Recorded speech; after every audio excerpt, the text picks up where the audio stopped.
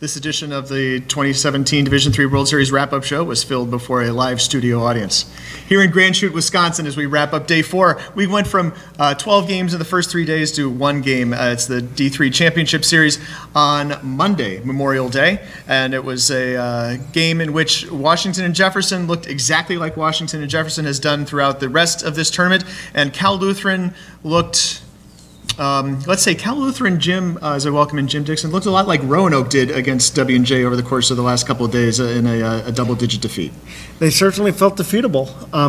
You really didn't seem to see the same spark on Cal Lutheran today. I don't know if it's they got down early or the line drives they were hitting that for the last 3 days have fallen. We're now falling into gloves.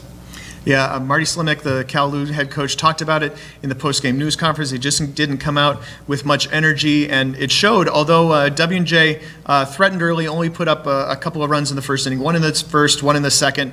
Eventually ended up 8-2, and then 4 more runs in the 9th to make a final score of 12-2. The big decision, of course, that we talked about in yesterday's show, who was going to take the start for each of these teams. Marshall Pouch came back for Cal Lutheran on 2 days rest, and he basically never looked sharp.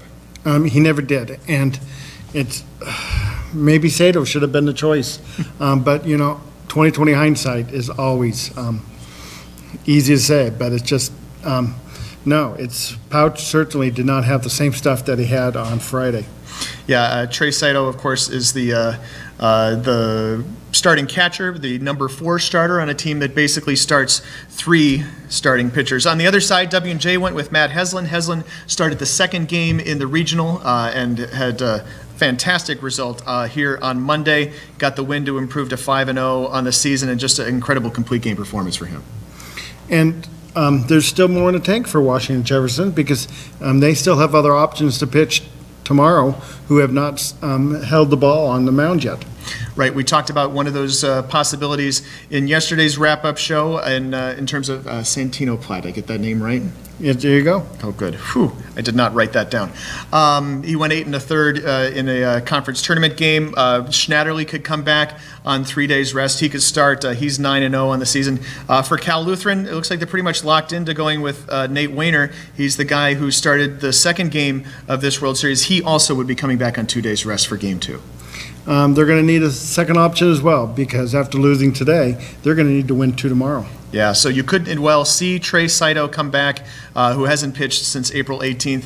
That sounded like one of the possibilities they were considering before the game, if a Game 3 was necessary. And for Cal Lutheran, if they're going to win their first national championship, it will have to be in a 3-game series. Washington and Jefferson, just 1 win away from their first Division III baseball national title. And, for a program like the Presidents, which has been, kind of knocking on the door of getting out of the regionals, has had to go through sometimes Thomas More, has had to deal with LaRoche in their regional, that sort of thing. This is a pretty significant step forward for the Presidents, even right now, sitting 1 game away.